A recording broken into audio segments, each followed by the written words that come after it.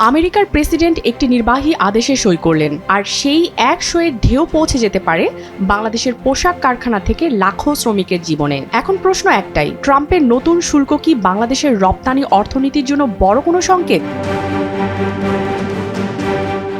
Donald Trump প্রশাসন নতুন করে বেশ কয়েকটি দেশের উপর আমদানির শুল্ক আরোপ করেছে। সেই তালিকায় রয়েছে বাংলাদেশও।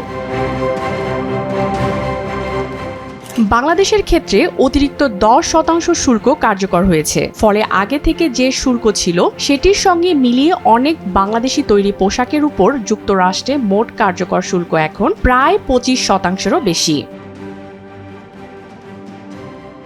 এখন প্রশ্ন হচ্ছে, এতে বাংলাদেশের কি হবে? যুক্তরাষ্ট্র বাংলাদেশের তৈরি পোশাকের সবচেয়ে বড় একক রপ্তানি বাজার। প্রতি বছর প্রায় $9 বিলিয়ন পোশাক সেখানে যায়। এখন যদি একজন মার্কিন ক্রেতাকে একই পোশাক কিনতে আগের চেয়ে বেশি টাকা দিতে হয়, তাহলে তিনি কি করবেন? অনেক ক্ষেত্রে তিনি অন্য দেশ থেকেও পণ্য কেনার কথা ভাবতে পারেন, আর সেটাই বাংলাদেশের জন্য সবচেয়ে বড় উদ্বেগ। এখানেই পুরো গল্প শেষ নয়।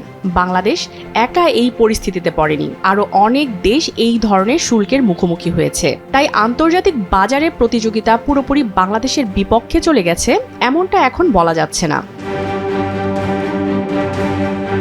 তবে শুল্ক বাড়লেই যে আগামীকাল থেকে রপ্তানি কমে যাবে বা কারখানা বন্ধ হয়ে যাবে এমন কোনো নিশ্চয়তা নেই। কারণ আন্তর্জাতিক ক্রেতারা শুধু দামের দিকে তাকান না, তারা পণ্যের মান, সময় মতো সরবরাহ এবং দীর্ঘদিনের ব্যবসায়িক সম্পর্কও বিবেচনা করেন। কিন্তু অর্থনীতিবিদরা বলছেন, এই শুল্ক যদি দীর্ঘ সময় বহাল থাকে তাহলে নতুন অর্ডার পাওয়া কঠিন হতে পারে, আর তার প্রভাব ধীরে ধীরে কর্মসংস্থান ও রপ্তানি আয়ের উপরও পড়তে পারে। তাই নজর এখন বাংলাদেশের সরকার যুক্তরাষ্ট্রের সঙ্গে আলোচনায় কি অগ্রগতি করবেন এবং এই চাপ সামাল দিতে কি ধরনের পদক্ষেপ নেবেন।